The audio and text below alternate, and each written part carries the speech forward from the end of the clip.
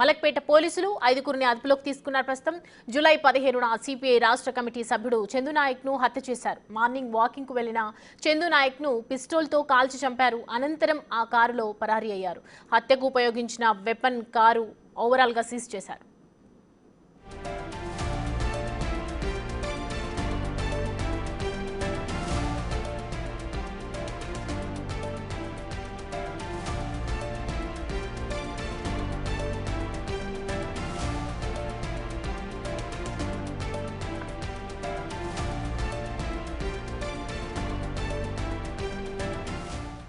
మలక్పేట్ కాల్పుల కేసుకు సంబంధించి పోలీసులు పూర్తి దర్యాప్తు కొనసాగించారు. ప్రస్తుతం అయితే మలక్పేట పోలీసులు ఐదుగురిని అదుపులోకి తీసుకున్నట్లుగా మనకి సమాచారం అందుతోంది. అయితే జూలై 15న సిపిఐ రాష్ట్ర కమిటీ సభ్యుడు చందు నాయక్ ను హత్య చేయడం జరిగింది.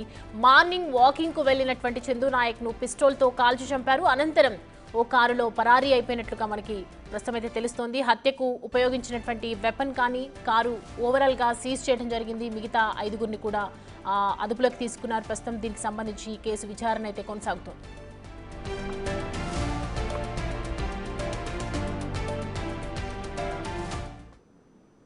ఈ అంశానికి సంబంధించి పూర్తి డీటెయిల్స్ అందించడానికి మా ప్రతినిధి సురేష్ అందుబాటులో ఉన్నారు మనతో. సురేష్, చూస్తున్నాం మలక్పేటకు సంబంధించి ఓవరాల్ గా ఐదుగురిని నిందితులని అరెస్ట్ చేసినట్లుగా తెలుస్తోంది. సో విచారణలో ఇంకా ఏం తెలుస్తూ ఉన్నాయి? మలక్పేట హత్య కేసును మలక్పేట పోలీసులు ఛేదించారు. మొత్తం ఐదుగురు నిందితులని అరెస్ట్ చేయడం జరిగింది. రాజేషే వేరే వారికి సుపారీ ఇచ్చి ఈ హత్య చేసినట్టు పోలీసులు గుర్తించడం జరిగింది. నిందితులను వరంగల్లో అదుపులోకి తీసుకొని హైదరాబాద్కి తీసుకొని రావడం జరిగింది. దాదాపు 3 రోజుల నుంచి నిందితుల కోసం గాలిస్తూ ఈరోజు ఉదయం వరంగల్లో నిందితులని గుర్తించి అక్కడి నుంచి హైదరాబాద్కి తీసుకొని రావడం జరిగింది. మరికొద్ది సేపట్లోనే ఈ హత్యకు సంబంధించి పూర్తి వివరాలు డీసీపీ ప్రెస్ మీట్ పెట్టి వెల్లడిస్తామని చెప్పేసి కూడా చెప్పడం జరిగింది. ఈ హత్యకు గల కారణాలపైన ఇప్పటికీ ఇన్వెస్టిగేషన్ కొనసాగుతుంది. రావినారాయణ రెడ్డి కాలనీలో వెలిసిన గుడిసెలు, సాయినగర్ కాలనీలో వెలిసిన గుడిసెలకు సంబంధించిన స్థల వివాదంతో పాటు అదేవిధంగా ఆర్థిక లావాదేవీలు అయితే చందు నాయక్ వెంట తిరిగేటువంటి వారికి డబ్బులు ఇవ్వలేదు, ఒక్కడే డబ్బులు తీసుకొని మమ్మల్ని చీటింగ్ చేశాడని చెప్పేసి కూడా నిందితులు చెప్పినట్టు తెలుస్తుంది. అది కక్ష పెంచుకొని ఆ చందు నాయక్ని మొన్న 15వ తేదీన పార్క్ దగ్గర ఏదైతే మలక్పేటలోని పార్క్ దగ్గర వాకింగ్ చేస్తున్నాడో వాకింగ్ చేసి బయటికి వచ్చిన తరుణంలో ఒక్కసారిగా 8 రౌండ్ల కాల్పులు జరిపి చందు నాయక్ని అత్యంత దారుణంగా హత్య చేయడం జరిగింది. అయితే ఈ హత్య చేయడానికి రాజేష్ మరొకరికి సుపారీ ఇచ్చి హత్య చేయించినట్టుగా పోలీసులు గుర్తించడం జరిగింది. మొత్తం 5 నిందితులను కూడా అరెస్ట్ చేసి ప్రస్తుతం పోలీస్ స్టేషన్లో ఉంచడం జరిగింది. మొత్తం 15-20 మందిని అనుమానితులని 3 రోజుల నుంచి విచారించడం జరిగింది. ఈ విచారణలో ఇల్లీగల్ ఎఫ్ఐఆర్తో పాటు ఆర్థిక లావాదేవీలే చందు నాయక్కి హత్యకు దారి తీశాయని చెప్పేసి కూడా పోలీసులు గుర్తించడం జరిగింది. మరికొద్ది సేపట్లోనే సైదాబాద్ పోలీస్ స్టేషన్లో ప్రెస్ మీట్ పెట్టి ఈ హత్యకు సంబంధించిన పూర్తి వివరాలు వెల్లడిస్తామని చెప్పేసి కూడా డీసీపీ చైతన్య కుమార్ చెప్పడం జరిగింది. అయితే మొత్తం 350 సీసీ కెమెరాలతో పాటు సెల్ ఫోన్ నెట్వర్క్ సంబంధించిన సిగ్నల్స్, అదేవిధంగా నిందితులు వాడిన వెపన్స్ అన్నిటిని కూడా ఈ టెక్నాలజీ కొత్త లేటెస్ట్ టెక్నాలజీ ద్వారా ఇన్వెస్టిగేషన్ చేసి పట్టుకోవడం జరిగినట్టు తెలుస్తుంది.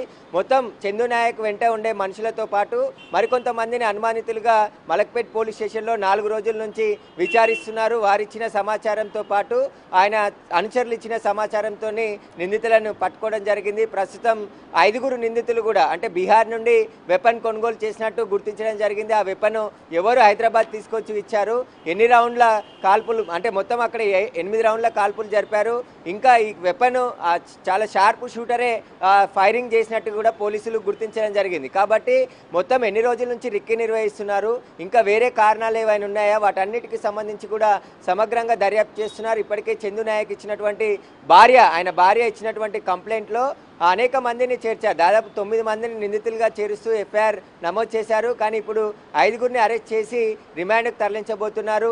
పోలీసు ఇన్వెస్టిగేషన్లో సంచలన విషయాలు బయటకు వచ్చే అవకాశం ఉంది. ప్రెస్ మీట్లో కూడా సంచలన విషయాలే డీసీపీ వెల్లడించే అవకాశం ఉంది. గత కొద్ది రోజులుగా కుంట్లూరులోని రావినారాయణ కాలనీలోని స్థలానికి సంబంధించి దాదాపు 8,000 గుడిసెలు అక్కడ వేశారు. దాదాపు 100 మంది లీడర్లు ఉన్నారు. ఒక్కొక్క లీడర్ ఒక్కొక్క టీం లాగా, ఎందుకంటే 300, 400, 500 గుడిసెలు వేయించారు. అక్కడ డబ్బులు వసూలు చేశారు. దాదాపు 10,000 నుంచి 40,000 వరకు డబ్బులు వసూలు చేసి ఆ డబ్బులు పంపకాల్లో ఇద్దరి మధ్య ఘర్షణ ఉంది. కొన్ని ల్యాండ్ సెటిల్మెంట్లు కూడా చేసిన సందర్భంలో రాజేష్ చందు నాయక్ మధ్య విభేదాలు ఏర్పడి ఈ హత్యకు దారితీసినట్టు కూడా పోలీసులు గుర్తించడం జరిగింది. ఓవరాల్గా మరికొద్ది సేపట్లోనే పోలీసులు ఈ హత్యకు సంబంధించిన పూర్తి వివరాలు మీడియా సమావేశంలో వెల్లడించబోతున్నారు. అనేక సంచలన విషయాలు కూడా బయటకు వచ్చే అవకాశం కనబడుతుంది. ముఖ్యంగా ఆర్థిక లావాదేవీలతో పాటు ఇల్లీగల్ ఎఫైరే ఈ హత్యకు కారణం అని చెప్పేసి కూడా పోలీసులు గుర్తించారు దర్యాప్తులో. అయితే సురేష్, ఏదైతే మీరు చెప్తున్నారో బీహార్ నుంచి వెపన్స్ తెప్పించడం అనంటే ఖచ్చితంగా ఇది ఇల్లీగల్ కి సంబంధించింది కావచ్చు, అటు ఆర్థిక పరంగా కావచ్చు, పెద్ద స్కామే జరుగుతుందని అనుకోవచ్చా? అంటే ఈ గుడిసెలు వేసినప్పటి నుండే, ఎందుకంటే దాదాపు 4-5 సంవత్సరాల నుంచి గుడిసెలు వేయిస్తూ ఉన్నారు. ఆ గుడిసెల్లో ఒక్కొక్కరి దగ్గర డబ్బులు వసూలు చేశారు. ఆ డబ్బులన్నీ కూడా తామంతా టీమ్గా పనిచేసినప్పుడు అందరూ పంచుకోవాలి కదా, నువ్వు ఒక్కడివే ఎలా తీసుకుంటావు అని చెప్పేసి చందు నాయక్పై ఒత్తిడి తేవడం, 2-3 సార్లు కూర్చొని మాట్లాడుకొని ఇస్తానని చెప్పడం, ఇవ్వకపోవడంతోనే కక్ష పెంచుకొని ఎలాగైనా చందు నాయక్ని హత్య చేయాలని చెప్పేసి పథకం వేసుకున్నారు. తరచూ గొడవలు పడుతున్నప్పటికీ కూడా వారు హత్య చేసే అంత వరకు వెళ్ళరు అని చెప్పేసి కూడా చందు నాయక్ ఓవర్ కాన్ఫిడెంట్ వెళ్ళడమే ఈ హత్యకు కారణమైందని చెప్పేసి కూడా చెప్తున్నారు. ఎందుకంటే రాజేష్తోని చందు నాయక్ అనేక సార్లు ఘర్షణ అయింది. తనకు థ్రెట్ ఉందని తెలిసినప్పటికీ కూడా పోలీసులకి సమాచారం ఇవ్వకుండా తాను దీనికి సంబంధించి ఏదైతే పోలీసులకు సమాచారం ఇవ్వకుండా లైట్ తీసుకొని వాకింగ్ చేస్తుండగా దాదాపు 2 రోజుల నుంచి రిక్కి నిర్వహించి చందు నాయక్ని హత్య చేశారు. షార్ప్ షూటర్ని ఈ కాల్పులకు వినియోగించినట్టు పోలీసులు గుర్తించారు. ఆ షార్ప్ షూటర్ ఎవరు, చందు నాయక్ పై ఫైరింగ్ జరిపింది ఒక్క రివాల్వర్తోనేనా, లేకుంటే 2 రివాల్వర్లతో ఫైరింగ్ జరిపారా అనే దానికి సంబంధించి కూడా పోలీసులు మరికొద్దిసేపట్లో ప్రెస్ మీట్లో వెల్లడించే అవకాశం ఉంది. మొత్తం 8 రౌండ్ల కాల్పులు జరిపితే చందు నాయక్ బాడీలో 5 బుల్లెట్లని స్వాధీనం చేసుకున్నారు. అన్ఫైర్ బుల్లెట్లని 3 స్పాట్లో గుర్తించడం జరిగింది. ఏదైతే క్లూస్ టీమ్ ద్వారా అక్కడ అన్నటువంటి అన్ని ఆధారాలు సేకరించారు. సీసీ కెమెరా ఫుటేజ్ ఆధారంగా నిందితులు ఆ కారులో పారిపోయినటువంటి రూట్ మ్యాప్ను కూడా కనిపెట్టారు. పోలీస్ స్టేషన్లోనే ప్రస్తుతం షిఫ్ట్ కారు ఎవరైతే నిందితులు ఉపయోగించినటువంటి ఆ కార్ని ఇక్కడే మొన్ననే సీజ్ చేయడం జరిగింది. ఆ కారు రెంట్కు చైతన్యపూర్లో రెంట్కు తీసుకొని ముందు రోజు ఆ రోజంతా కూడా రిక్కి నిర్వహించి ఉదయం ఇంటి దగ్గరే చందు నాయక్ను హత్య చేయాలనుకున్నారు. కానీ అక్కడ కుదరకపోవడంతో ఆ పార్కు దగ్గర మాటు వేసి చందు నాయక్ బయటకు వచ్చిన తర్వాత ఒక్కసారిగా కాల్పులకు తెగబడి అతన్ని హత్య చేయడం జరిగింది. అదే షిఫ్ట్ కార్ని పోలీసులు సీజ్ చేశారు. ఏడుకొండలు అనే వ్యక్తి షిఫ్ట్ కారు లీజు రెంట్కి తీసుకున్నట్టు కూడా పోలీసులు గుర్తించడం జరిగింది. సురేష్, అది కార్ అయితే ఏదైతే మనం చూస్తున్నామో స్విఫ్ట్కి సంబంధించి కార్ కనిపిస్తుంది కదా, అది ఏ నెంబర్ ప్లేట్ అంటే ఈ ఎస్టేట్కి సంబంధించినటువంటి కారుగా చెప్తూ ఉన్నారు. ఓనర్తో మాట్లాడడం కానీ పోలీసులు ఆయనని అదుపులోకి తీసుకోవడం కానీ చేశారా? అంటే లోకల్ కారే అది. చైతన్యపూరికి సంబంధించిన ఒక వ్యక్తి రెగ్యులర్గా సెల్ఫ్ డ్రైవింగ్ ఇచ్చేటువంటి షాప్ వద్ద అక్కడ కార్ తీసుకొని సెల్ఫ్ డ్రైవింగ్ తీసుకొని దానికి సంబంధించి ఏడుకొండలు ఒక ఐడి ప్రూఫ్ పెట్టి ఆ కార్కు రెంట్కి తీసుకున్నట్టు పోలీసులు గుర్తించారు. హత్య చేసిన తర్వాత 8 గంటలకే చైతన్యపూర్లో కారు హ్యాండ్ ఓవర్ చేసేసి మళ్ళీ ఎవరు వారి దారిన వారు బస్సులో ప్రయాణించి వరంగల్ వైపు వెళ్ళినట్టు పోలీసులు గుర్తించడం జరిగింది. ఉప్పల్ వరకు కూడా నిందితులకు సంబంధించిన సీసీ కెమెరా ఫుటేజ్ని పరిశీలించినప్పుడు వాళ్ళు వరంగల్ వైపు వెళ్ళినట్టు తెలుస్తుంది. వరంగల్లో గాలింపు చర్యలు చేపట్టినప్పుడు ఈరోజు ఉదయం వరంగల్లో నిందితులు దొరికిన పోలీసులకు చిక్కారు. అయితే పోలీసులు వరంగల్ నుంచి హైదరాబాద్ తీసుకువచ్చి మరికొద్ది సేపట్లోనే మీడియా ముందు అన్ని విషయాలు కూడా వెల్లడిస్తామని చెప్పేసి డీసీపీ చైతన్య కుమార్ మరికొద్ది సేపట్లోనే ప్రెస్ మీట్లో పూర్తి వివరాలు వెల్లడిస్తారు. అయితే ఈ హత్యకు గల కారణాలపైన అనేక కోణాల్లో పోలీసులు దర్యాప్తు చేశారు.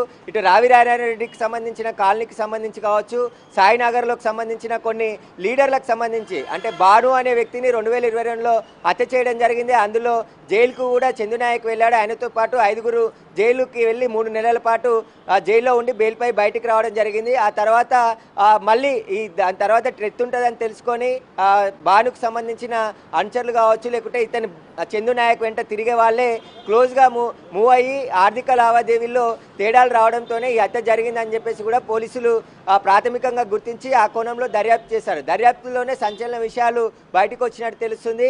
ఈ గుడిసెల ఆర్థిక లావాదేవీలతో పాటు చందు నాయక్ వివాహేతర సంబంధం కూడా ఈ హత్యకు దారి తీసిందని చెప్పేసి పోలీసులు గుర్తించడం జరిగింది. ప్రస్తుతం మరికొద్ది సేపట్లోనే 4 గంటలకు మీడియా సమావేశం ఏర్పాటు చేసి అన్ని వివరాలు కూడా వెల్లడిస్తామని చెప్పేసి కూడా పోలీసులు చెప్పడం జరిగింది.